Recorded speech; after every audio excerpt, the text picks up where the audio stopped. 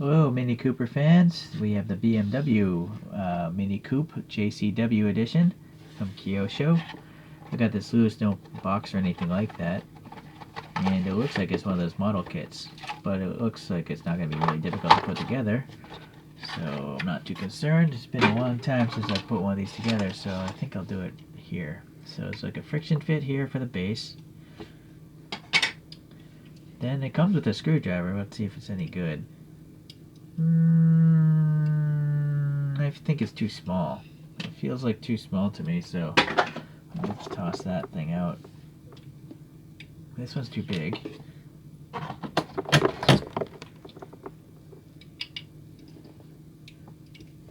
Alright, that one has very little play, so that one's okay. So I don't know which JCW this is, but Wikipedia tells me the Coupe was produced between 2011 and 2015, and JCW is John Cooper Works. That's an acronym there, and that would be the top trim level. So this JCW version would accelerate 0 to 60 in 6.4 seconds, and that was coming from a 1.6 liter turbocharged engine making 208 horsepower. Okay, so what's nice about the screwed base is you can repaint the interior if you want to, or do wheel swaps. So let's take a look at this interior while we're here. Typical Kyosho, you know, good molded details, just no additional color. Alright, at least on the blister pack models. Here's the construction. So interesting that they would melt. Oh, this whole roof is plastic, I see. But the roof of the roof is a separate piece, so that's why you see melt marks there. So basically the glass canopy, you know, is plastic, and then this black piece is another piece of plastic that they melted on instead of painting it, because there's an overhang here. Alright, so that's very smart on Kyosho's part. Looks like there's a plastic piece for the grill coming through, right? And the rear taillights would be separate plastic as well. Alright, so there you go. So we just gotta put these tires on and then put the base back together. Let me pause. So the tires are still soft and pliable, so they go on pretty easily. There's a small recess here in the base for the axles. Very small recess on the front though. You can't put them in the other way on the interior piece. There's no grooves on the interior piece that I can see. Oh, maybe the front one. That's weird. You can put it on the front one, but not on the back one. Anyways, I'm going to just pop that down here. Now, what's interesting is that little plastic bag with the axles had 2 more screws. So they look identical to the original ones. I'm going to guess they're meant to screw it onto the base. Well, let's get this car back together.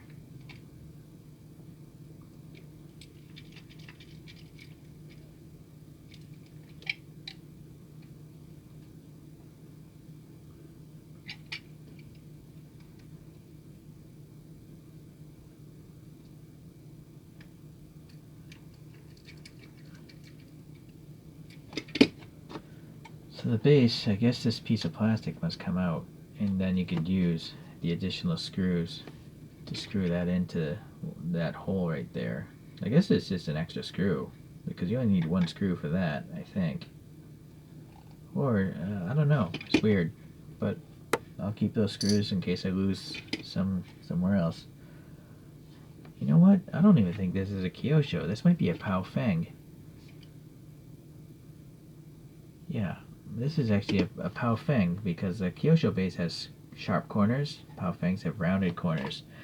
But Pao Fengs are actually made by Kyosho, so, but they seem to have less quality from my experience. So now that I have these wheels, let me try to find the proper images here. Alright, well, I'm not sure if these are the proper photos, but they look similar. The wheel choice looks similar. It doesn't have the black molding on the fenders though, but the stripe pattern looks similar, and the lights as well. Okay, here's a side view.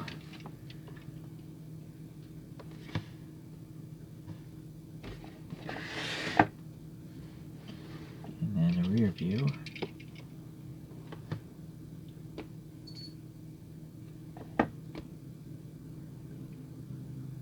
Alright. Now let's take a look at Pao Feng, what they did here. Alright, so the wheels, yeah, these are pretty weak, you know. They're blanked off, but if these were Kyosho wheels, I bet those would be hollow openings. But Pao Feng is of lower quality. You can see the 4 lug nut details, which are good though. And then the tires, they are relatively narrow. I think they might be accurate. Weird, funky tread pattern though. They look like truck tires actually from the side. Who are you kidding? Those side blocks are huge, so that's not very good. This orange, it actually is a metallic orange. There's some flake in there. This side vent detail is just flat, you know. It would be nice to have some black there. But the door handle is raised and has silver paint, so that looks pretty nice. This little area here is silver as well. There's supposed to be a light right there, but it's silver. It's a white lens. And then it's nice to have a separate mirror, even though there's no reflectivity. You know what? This mirror is kind of a softer. It's like a hard rubber, I think. I don't think it's a rigid plastic. It's not as soft as a Mini GT though. Alright, so we saw the inside. You know, these are separate plastic. No silver paint though.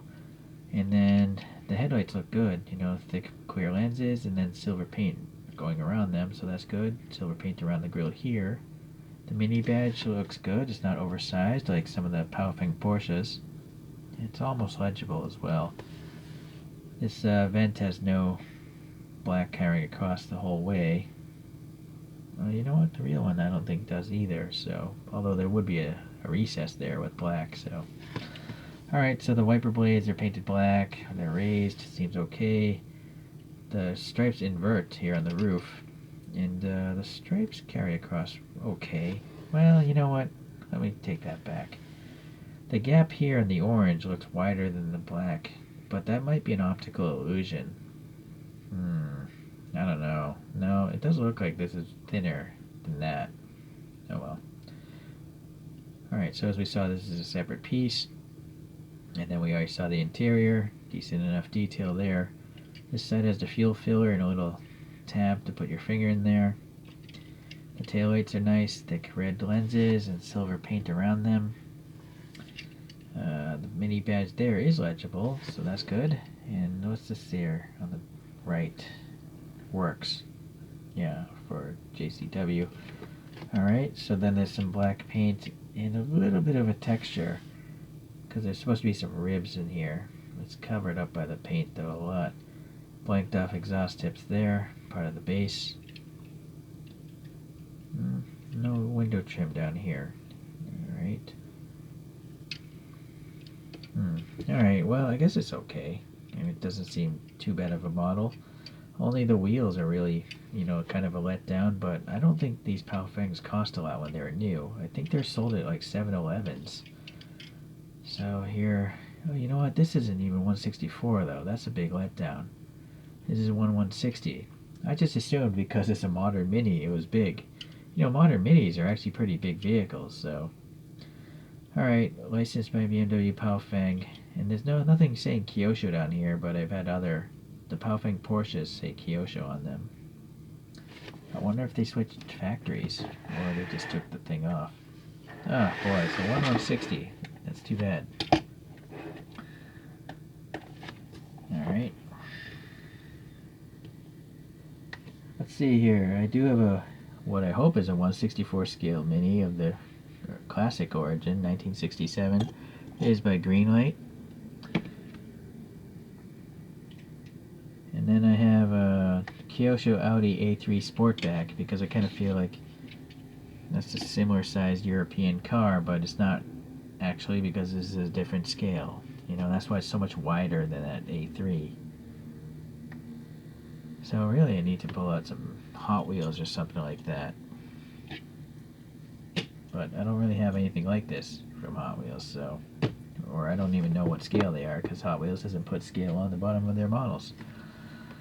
Alright, well, alright, so in the end, if you love Mini Coopers, you love this Mini Coupe, and you don't care about scale, I think this is worth buying. But if you want to stick to 164 and you care about wheel quality, this is a pass. I'm not sure what I'm going to do with this thing. I already have enough out-of-scale cars. Maybe I'll keep it, but I don't really love these modern minis. I only like the classic ones, so maybe I'll sell this off. Alright, that's not important to you guys, but what's important is you took the time to watch this, and I appreciate that. So, we'll see you around. I'm out of here.